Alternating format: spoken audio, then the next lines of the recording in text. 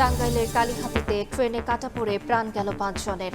নিহতদের 3 জন একই পরিবারের। বাস থেকে নেমে রেল লাইনে অপেক্ষার সময় দুর্ঘটনা। জ্বালানি তেলের জন্য ফিলিং স্টেশনে সীমাহীন অপেক্ষা, গ্রাহকদের চরম ভোগান্তি। সরবরাহ স্বাভাবিক থাকলেও সংকটের জন্য কালোবাজারিদের দায়ী করলেন মন্ত্রী। গোপালগঞ্জে স্বাস্থ্য কমপ্লেক্সে ঢুকে চিকিৎসাধীন যুবককে কুপিয়ে জখম। খাগড়াছড়ির পানছড়িতে ইউপিডিএফ গণতান্ত্রিকের সমন্বয়ককে গুলি করে হত্যা। এবং কৃষক কার্ড নিয়ে স্বপ্ন বুনছেন কৃষক। মিলবে ভর্তুকি ঋণ সহ 10 সুবিধা। আওতায় আসবে 1,65,00,000 পরিবার। পহেলা বৈশাখ উদ্বোধনের অপেক্ষা, চলছে তথ্য সংগ্রহ।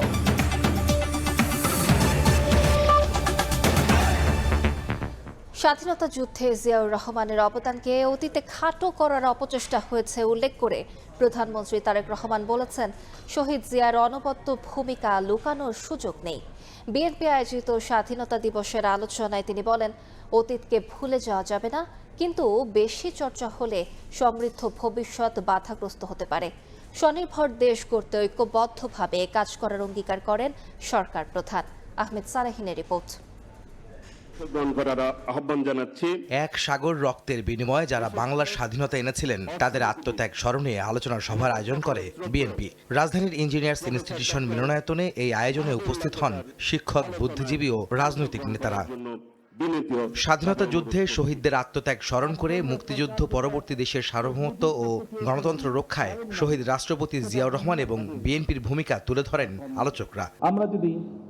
সভার প্রধান অতিথি প্রধানমন্ত্রী তারেক রহমান স্বাধীনতা যুদ্ধে শহীদ রাষ্ট্রপতি জিয়াউর রহমানের অবদানের কথা স্মরণ করে বলেন, তার ভূমিকা ছিল অনবদ্য। জিয়াউর রহমানকে বারবার খাটো করার অপচেষ্টা নিয়েও আক্ষেপ করেন সরকার প্রধান। বাংলাদেশের স্বাধীনতা এবং মুক্তিযুদ্ধের অন্যতম অনিবার্য চরিত্র শহীদ রাষ্ট্রপতি জিয়াউর রহমান। আমরা দেখেছি অতীতে যেভাবে শহীদ জিয়াউর রহমানকে, তার অবদানকে, তার কাজকে খাটো করার চেষ্টা করা হয়েছে, এর থেকেই প্রমাণিত হয়েছে শহীদ রাষ্ট্রপতি জিয়াউর রহমান অবশ্যই বাংলাদেশের মুক্তিযুদ্ধের একজন অনিবার্য চরিত্র। সবার আকাঙ্ক্ষা সীমাহীন হলেও সম্পদের সীমাবদ্ধতা আছে উল্লেখ করে প্রধানমন্ত্রী বলেন, ঐক্যবদ্ধভাবে সবাই কাজ করতে পারলে কাঙ্ক্ষিত স্বনির্ভর বাংলাদেশ গড়ে তোলা সম্ভব। আমাদের আকাঙ্ক্ষা সীমাহীন হলেও সম্পদের সীমাবদ্ধতা আমাদের রয়েছে। আমাদের স্বাদ এবং সাধ্যের মধ্যে ফারাক থাকলেও আমি এই দেশের একজন নাগরিক হিসাবে, একজন রাজনৈতিক কর্মী হিসাবে দৃঢ়ভাবে বিশ্বাস করি, আমরা যদি ঐক্যবদ্ধভাবে এগিয়ে যাই, আমরা যদি ঐক্যবদ্ধভাবে সকলে একসাথে দেশের জন্য কাজ করি, তাহলে অবশ্যই আমরা আমাদের কাঙ্ক্ষিত স্বনির্ভর বাংলাদেশ গড়ে তুলতে পারব। বর্তমান সরকার গণতান্ত্রিক সরকার মন্তব্য করে প্রধানমন্ত্রী বলেন, একটি অংশ নয়, সমাজের সবাইকে নিয়ে ভালো থাকতে চাওয়াটাই হোক স্বাধীনতা দিবসের অঙ্গীকার। আমাদের এবারের স্বাধীনতা দিবসের অঙ্গীকার হোক সমাজের একটি অংশ নয়, বরং আমরা সকল শ্রেণী পেশার মানুষকে নিয়ে এই দেশে আমরা ভালো থাকব। এটি হোক এই স্বাধীনতা দিবসের অঙ্গীকার। ইতিহাসকে ভুলে নয়, বরং তা ধারণ করে সামনের নতুন বাংলাদেশ গড়ে তুলতে সবার প্রতি আহ্বান জানান প্রধানমন্ত্রী তারেক রহমান। অতীত নিয়ে সবসময় পড়ে থাকলে এক চোখ অন্ধ, আর অতীতকে যদি আমরা ভুলে যাই তাহলে আমাদের দু চোখই অন্ধ। আহমেদ সালেহিন, সময় সংবাদ, ঢাকা।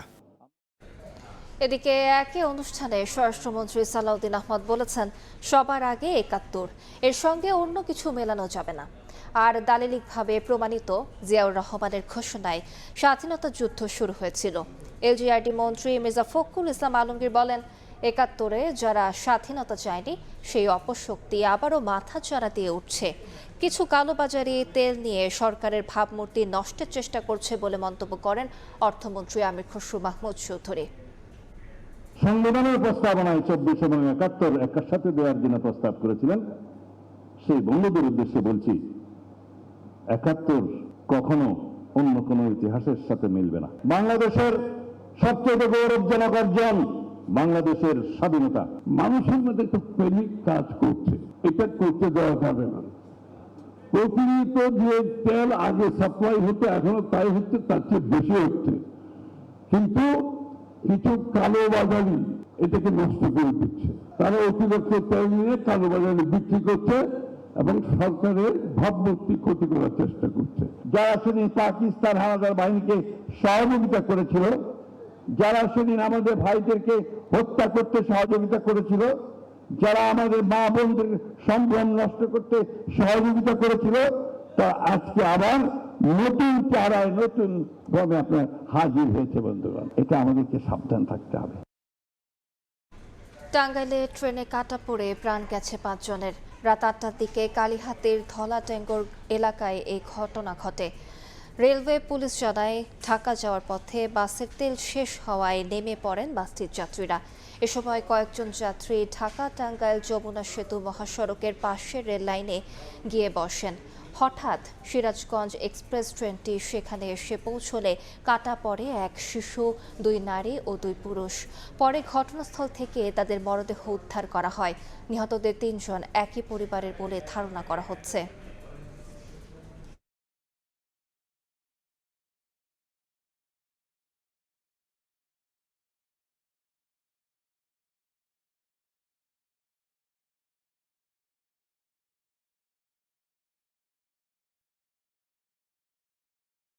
ড্রাইভার তো দেয় না, ড্রাইভার বলছে যে তোমরা ট্রেনের রাস্তা যাও না, তোমরা গাড়িতে চেপে থাকো। এটাই আমার। পরে যখন এই ঘটনা ট্রেন যখন চলে গেছে, আমরা তো চিল্লাচিল্লি করে গাড়ি থেকে নামে গেছি। এই বাসটা গাইবান্ধা থেকে আসছে বনশ্রী পরিবহনের বাস। এরা গাজীপুর যাওয়ার উদ্দেশ্যে এই যাত্রী নিয়ে গাজীপুরে যাচ্ছিল। হঠাৎ এখানে গাড়ি তেল ভরে যাওয়ার কারণে যাত্রী নেমে হয়তো রেল লাইনে বসছে। ওখান থেকে ট্রেন এসে ট্রেন অ্যাক্সিডেন্টে এই 5টা লোক এখানে ঘটনাস্থলে নিহত হয়েছে। না, ওদের পরিচয় এখনো পাওয়া যায় না, তবে শনাক্তের চেষ্টা চলতেছে।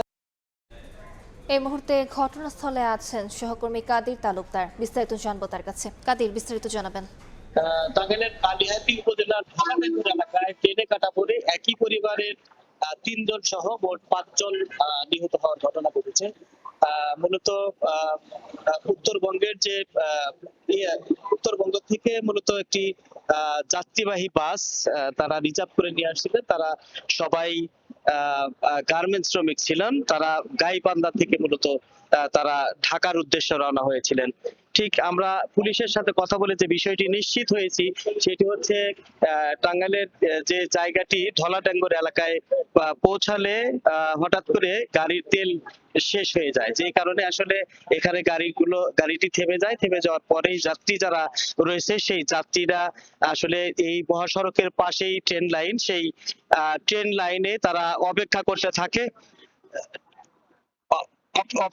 থাকে। ঠিক ওই মুহূর্তেই ঢাকা থেকে একটি ট্রেন আসার পরেই বেশ কিছু লোক যদিও চলে আসতে সক্ষম হয়, বাকি লোকগুলো আসলে যে 5 জন নিহত হয়েছে তারা মহাসড়কে তারা আসতে সক্ষম হয়নি, যে কারণে তারা স্পটেই তারা 5 জন নিহত হয়। এদের মধ্যে 3 জন মহিলা রয়েছে, একজন শিশু রয়েছে, একজন বয়স্ক মানুষ রয়েছে। তারা সকলেই আসলে গার্মেন্টস শ্রমিক। তারা ঈদের যে ছুটি, সেই ঈদের ছুটি শেষে তারা মূলত টাঙ্গাইলে ঢাকার দিকে তারা রওনা হচ্ছিলেন। পথেই তারা আসলে এই দুর্ঘটনার কবলে পড়ে তারা 5 জন আসলে নিহত হয়েছেন। তা আমরা এখানে কথা বলেছি, তারা যে বলেছে যে পুলিশ যেটি আমাদেরকে নিশ্চিত করেছে, এছাড়াও এখানে অন্যান্য যারা যাত্রী রয়েছে তারা বলেছে যে আসলে এখানে তারা এই যে গাড়ি থেকে নেমে যে যাত্রীরা অপেক্ষা করছিল, সেই যাত্রীরা কিন্তু তাদেরকে বলেছিল, যারা নিহত হয়েছে তাদেরকে অনেক ডাকাডাকি করেও তারা আসলে এখানে আনতে সক্ষম হয়নি, তাদের ফেরাতে সক্ষম হয়নি, তারা মারা গিয়েছে। তারা আসলে 2 জন মোটামুটি যে নারী 2 জন একই পরিবারে, তারা একজন হচ্ছে ছেলে, একজন শাশুড়ি এবং একজন মা, তারা আসলে নিহত হয়েছে। আমরা এখানে কথা বলেছিলাম, আরো যে লোকজন রয়েছে এখানে দেখতে পাচ্ছেন যে যাত্রীরা কিন্তু এখন পর্যন্ত অপেক্ষা করছে। তারা আসলে কান্নায় ভেঙে পড়ছে অনেকেই, তাদের অনেক সহকর্মী যারা রয়েছে তারা এই দুর্ঘটনার শিকার হয়েছে। আমরা এখানে কথা বলেছি, যারা এখানে যে গাড়িতে থাকা যে যাত্রী যারা রয়েছে তাদের সাথে আমরা কথা বলেছি। তারা বলছে যে এই যে নির্মম মৃত্যু আসলে এই দুর্ঘটনা আসলে তারা কোনোভাবেই তারা মেনে নিতে পারছে না। তো আসলে যে ঢাকা টাঙ্গাইল মহাসড়কের পাশেই যে রেল লাইনে প্রতিনিয়তই এই দুর্ঘটনার কবলে পড়তে হয়, প্রতিনিয়তই এই দুর্ঘটনা আমরা দেখে থাকি। তো এটি আসলে তারা বলছে যে দ্রুত এটি আসলে একটি ব্যবস্থা নেওয়া উচিত বলে তারা মনে করেছে। তো এই ছিল আসলে আমাদের থেকে টাঙ্গাইলের চেন্নে কাটা করে 5 জন বিস্তারিত। সরাসরি যুক্ত ছিলাম টাঙ্গাইলে। কুমিল্লায় সড়ক দুর্ঘটনায় একই পরিবারের 4 জনের মৃত্যুতে গ্রামের বাড়ি লক্ষ্মীপুরে চলছে মাতম। স্বজনদের চিরবিদায় জানাতে এসে শোকস্তব্ধ স্বজনরা, আর পরিবারের সবাইকে হারিয়ে দিশেহারা বেঁচে যাওয়া আবরার। জুমার নামাজের পর জানাজা শেষে লক্ষ্মীপুরে মুফতি আব্দুল মোমিনের শ্বশুরবাড়ির পারিবারিক কবরস্থানে দাফন করা হয় তাদের। ঈদের ছুটি শেষে ঢাকায় ফেরা হলো না মুফতি আব্দুল মোমিন ও তার পরিবারের 4 সদস্যের। একই পরিবারের 4 জনকে বিদায় জানাতে এসে শোকস্তব্ধ স্বজনরা। বৃহস্পতিবার নোয়াখালীর সোনাইমুড়ি থেকে পরিবারসহ ঢাকায় ফিরছিলেন রাজধানী মোহাম্মদপুরের জামিয়া মোহাম্মদিয়া মাদ্রাসার প্রধান মুফতি আব্দুল মোমিন। কুমিল্লার বড়িকচংয়ে একটি হোটেলে খাবার খেয়ে বের হওয়ার পর মহাসড়কে উঠতে যাচ্ছিল তাদের প্রাইভেট কারটি। এই সময় চট্টগ্রামগামী ইস্টার লাইন পরিবহনের বাস প্রাইভেট কারটিকে ধাক্কা দিলে মুহূর্তেই নিভে যায় পরিবারের 4 জন সহ 5 জনের প্রাণ। ময়নাতদন্ত শেষে শুক্রবার ভোররাতেই 4 জনের মরদেহ লক্ষ্মীপুর সদর উপজেলার তিতারকান্দি এলাকায় আব্দুল মোমিনের শ্বশুরবাড়িতে নিয়ে আসা হয়। আমরা এর ক্ষতিপূরণ দাবি করি, আর হোটেল মিয়ামি এবং ইস্টার লাইনকে বন্ধ করার জন্য আমি প্রশাসনের কাছে অনুরোধ জানাই। দুর্ঘটনা থেকে আহত অবস্থায় বেঁচে যায় 12 বছর বয়সী ছেলে আবরার। পরিবারের সবাইকে হারিয়ে দিশেহারা আবরার। দুটোর সময় বাস এসে ধাক্কা মারে, পরে যে গাড়ি পুরো অর্ধেক পুড়েছে। দাপনের জন্য শোকাহত পরিবারকে জেলা প্রশাসনের পক্ষ থেকে দেয়া হয়েছে 25,000 টাকার সহায়তা। এছাড়াও 5 লাখ টাকার সহযোগিতার আশ্বাস দেওয়া হয়েছে। নিহতদের জন্য সরকার 5 লক্ষ করে টাকা দেওয়া হয়। এটা আবেদনের প্রেক্ষিতে ওনারা পাবে। জুমার নামাজের পর জানাজা শেষে দাফন করা হয় 4 জনকে। মাঝারুল আনোয়ার টিপু, সময় সংবাদ, লক্ষ্মীপুর। রাত 11টার সময় আরো থাকছে। ঈদের পর এখনো জমেনি রাজধানীর বাজার। সপ্তাহ ব্যবধানে ব্রয়লার মুরগির কেজিতে বেড়েছে 20 টাকা পর্যন্ত। পরিবহন ব্যয় বাড়ার প্রভাব দাবি বিক্রেতাদের। একমাত্র আরএফএল ক্লাস পাইপ নিশ্চিত করে প্রতি ইঞ্চিতে সঠিক থিকনেস ও সঠিক মাপ। পাইপের বস, না কিনলে লস। ছুটির দিনও রাজধানী সহ দেশের বিভিন্ন জেলার ফিলিং স্টেশনে জ্বালানি তেলের জন্য সীমাহীন অপেক্ষা। পাম্পগুলোতে ছিল যানবাহনের দীর্ঘ লাইন। চাহিদা মতো তেল না পাওয়ার অভিযোগ গ্রাহকের। এমন পরিস্থিতিতে তেলের দাম না বাড়িয়ে সরকার প্রতিদিন 167 কোটি টাকা ভর্তুকি দিচ্ছে বলে জানিয়েছেন প্রতিমন্ত্রী। আর মন্ত্রীর দাবি, কালোবাজারিদের মজুতের কারণেই ভোগান্তি বেড়েছে। কোনো পাম্প বন্ধ আবার সচল, কোনো পাম্পে এভাবে লিখে রাখা হয়েছে জ্বালানি তেল সংকটের কথা। রাজধানীর বেশিরভাগ ফিলিং স্টেশনেই চোখে পড়ছে এমন দৃশ্য। যেসব পাম্পে তেল মিলছে সেখানে লেগে আছে মোটরসাইকেল সহ যানবাহনের লম্বা লাইন। দীর্ঘ সময় অপেক্ষা করেও চাহিদা মতো তেল না পাওয়ায় বেকায়দায় চালকরা। নিরুপায় পাম্প কর্তৃপক্ষ বলছেন যোগান পেলে সরবরাহ করছেন তারা। সব জায়গায় স্টিকার লাগায় রাখছে যে অকটেন নাই, ডিজেল নাই। আমি গাড়ি চালাইলে কিছু টাকা আমার ইনকাম হইতো, সেখান থেকে এত ইনকাম হচ্ছে না, বসে আছি শুধু তেলের জন্যই। বলতেছে যে তেল নাই, ওই ওনাদের গাড়ি নাকি ডিপোতে আছে, ডিপো থেকে কখন রিফিল হয় কখন আসে বলতে পারতেছে না। গাড়ি সকালবেলা একটা আসছে, কিছুক্ষণ আগে একটা আসছে, আশা করি এতে হয়ে যাবে আমাদের। ঢাকার মতো জ্বালানি তেলের তীব্র সংকটে বন্দরনগরী চট্টগ্রামও। অধিকাংশ পাম্পে বিক্রি বন্ধ, কোথাও মিললেও সরবরাহ করা হচ্ছে সীমিত পরিমাণে। দ্রুত সংকট নিরসনের দাবি ভুক্তভোগীদের। আমি কালুরঘাট থেকে আইছি, পথে যতগুলো পাম্প পাইছি 7-8টা পাম্প পাইছি, কোনো পাম্পে তেল নাই। দেশের বিভিন্ন জেলাতেও পরিস্থিতি কম বেশি একই রকম। তেল সংগ্রহ করতে পাম্পে এসে ঘন্টার পর ঘন্টা অপেক্ষায় শত শত গাড়ি। সুযোগ বুঝে প্লাস্টিকের বোতলে করে চড়া দামে পেট্রোল অকটেন বিক্রির অভিযোগ উঠেছে। কোথাও সীমিত পরিসরে পাওয়া গেলেও অধিকাংশ পাম্পেই তেল নেই। সবাই বলতেছে তেল আছে, কিন্তু শুধু পাম্পে আসলেই দেখা যায় তেল নাই। জানতে পারছে তেল দিচ্ছে, কিন্তু এসে তেল বন্ধ করে দিচ্ছে। এমন পরিস্থিতিতে সিরাজগঞ্জে সাংবাদিকদের জ্বালানি মন্ত্রী বলেন, কালোবাজারিরা তেল মজুত করে সংকট সৃষ্টির চেষ্টা করছে। আর যশোরে প্রতিমন্ত্রী জানান, প্রতিদিন জ্বালানি খাতে 167 কোটি টাকা ভর্তুকি দিচ্ছে সরকার। তেল সরবরাহ সবসময় আছে এবং আমি সারা দেশের আমাদের জেলা প্রশাসক, এসপি এদের সাথে কথা বলেছি, তারা মনিটর করছে। তবে এই যে হঠাৎ করে বেড়ে যাওয়ার মধ্যে দুর্নীতি আছে। জনগণের দুর্ভোগ যেন কোনোভাবে না বাড়ে এটি নিশ্চিত করতে যে গড়ে প্রতিদিন বর্তমান গণতান্ত্রিক সরকার অর্থাৎ আপনাদের ভোটে নির্বাচিত সরকার প্রায় 167 কোটি টাকা প্রতিদিন জ্বালানির পেছনে ভর্তুকি দিচ্ছে। এদিকে দুপুরে ভারত থেকে ফ্রেন্ডশিপ পাইপলাইনের মাধ্যমে 5,000 টন ডিজেল পৌঁছেছে দিনাজপুর পার্বতীপুর ডিপোতে। ফরহাদুর রহমান, সময় সংবাদ। দেখছেন রাত 11টার সময়, সঙ্গেই থাকুন। দেখছেন রাত 11টার সময়। ঢাকাগামী বাসের ভাড়া কমানোর দাবিতে রংপুরের মডার্ন মোড়ে ঢাকা রংপুর মহাসড়ক অবরোধ করেছেন যাত্রীরা। বিস্তারিত জানতে যুক্ত হচ্ছে রিপোর্টার আব্দুর রশিদ জীবনের সঙ্গে। রংপুর থেকে ঢাকাগামী বাসের ভাড়া দ্বিগুণ থেকে 3 গুণ নেওয়ার কারণে কিন্তু যারা যাত্রী রয়েছেন তারা কিন্তু এই মুহূর্তে রংপুর ঢাকা মহাসড়ক অবরোধ করে কিন্তু এর প্রতিবাদ করছেন। এই মুহূর্তে আমি আছি রংপুরের মডার্ন মোড় এলাকায়। এখানে আমরা যেটি দেখছি যে হাজার হাজার যাত্রী কিন্তু এখানে রয়েছেন এবং যারা ঢাকা যাওয়ার অপেক্ষায় রয়েছেন এবং তারা যেটি বলছেন যে এই রংপুর থেকে ঢাকাগামী বাসের সরকার নির্ধারিত ভাড়া 700 টাকা করে দিলেও যারা বাস মালিক রয়েছেন কিংবা পরিবহন মালিক রয়েছেন তারা কিন্তু এই বাসের ভাড়া 1200 থেকে 1500 টাকা পর্যন্ত বাড়িয়েছেন এবং যে কারণে তারা যেটি বলছেন যে এই ঈদের পর তাদের আসলে কর্মক্ষেত্রে ফেরার সময় আসলে এই বাড়তি ভাড়ার কারণে তারা আসলে সমস্যায় পড়েছেন, বিড়ম্বনায় পড়েছেন, যে কারণে তারা আসলে এখানে অবরোধ করেছেন এবং এই অবরোধ থেকে তারা একটি দাবি জানাচ্ছেন যে এই বাসের ভাড়া যতক্ষণ পর্যন্ত সরকার নির্ধারিত দামে করা হবে না ততক্ষণ পর্যন্ত তারা আসলে এই জায়গা থেকে সরে যাবেন। এবং আমরা দেখছি রংপুরের এই মডার্ন মোড় এলাকায় অনেকগুলো যাত্রী রয়েছেন যারা বিশেষ করে এই ঈদের ছুটি শেষে নিজের কর্মস্থলে যাওয়ার জন্য এখানে এসেছেন। বিশেষ করে যদি বলি রংপুরের কুড়িগ্রাম, লালমনিরহাট, নীলফামারী এবং রংপুর জেলার যারা রয়েছেন বিশেষ করে চাকরিজীবী, ঢাকাতে যারা বিভিন্ন সরকারি বেসরকারি প্রতিষ্ঠানে চাকরি করে থাকেন তারা কিন্তু এই মুহূর্তে আমরা দেখছি রংপুরের মডার্ন মোড়ে তারা অবস্থান করছেন এবং গত কয়েকদিন থেকে কিন্তু এই অভিযোগটি তারা করছেন যে বাসের যারা পরিবহন মালিক যারা রয়েছেন তারা কিন্তু সরকার নির্ধারিত দামের থেকে তারা আসলে এই ভাড়া তারা বাড়িয়ে দিচ্ছেন। এবং আমরা কিন্তু পরিবহন সংশ্লিষ্ট যারা রয়েছেন তাদের সঙ্গে কথা বলেছি, তারা যেটি বলছেন যে এখন আসলে জ্বালানি তেল সংকটের কারণে তারা আসলে যেটি বলছেন যে জ্বালানি তেল না থাকবার কারণে বা জ্বালানি তেল পাইতে সমস্যার কারণে তারা আসলে এই ভাড়াটি তারা বাড়তি ভাড়া নিচ্ছেন, যে কারণেই রংপুরের এই মডার্ন মোড়ে এখন থমথমে পরিস্থিতি বিরাজ করছে। যদিও পুলিশ পরিস্থিতি নিয়ন্ত্রণের চেষ্টা করছে এখন পর্যন্ত। সব মিলিয়ে যদি বলি যারা যাত্রী রয়েছেন রংপুর বিভাগের কয়েকটি জেলা থেকে এখানে এসেছেন তারা অপেক্ষা করছেন এবং এই অপেক্ষার পরে আসলে এখন পর্যন্ত পুলিশ চেষ্টা করছে সবকিছু ঠিক করবার পরে হয়তো একটি ভাড়া নির্ধারণ করা হবে, তারপরে আসলে পরিস্থিতি। তো সব মিলিয়ে এই ছিল রংপুরের মডার্ন মোড় থেকে সবশেষ। সরাসরি যুক্ত ছিলাম রংপুরে।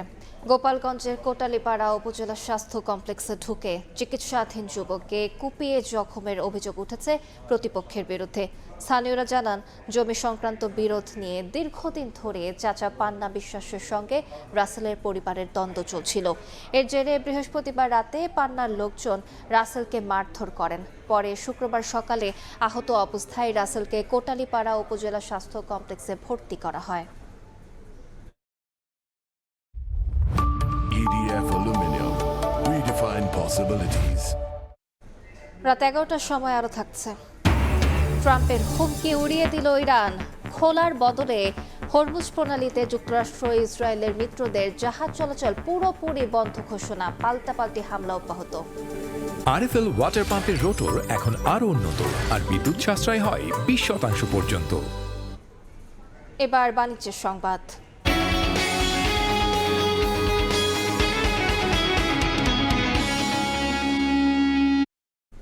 ঈদের পর চড়া রাজধানীর বাজার। সপ্তাহ ব্যবধানে কেজিতে 20 টাকা পর্যন্ত বেড়েছে ব্রয়লার মুরগির দাম। সবজির দাম বেড়েছে কেজিতে 20 থেকে 30 টাকা।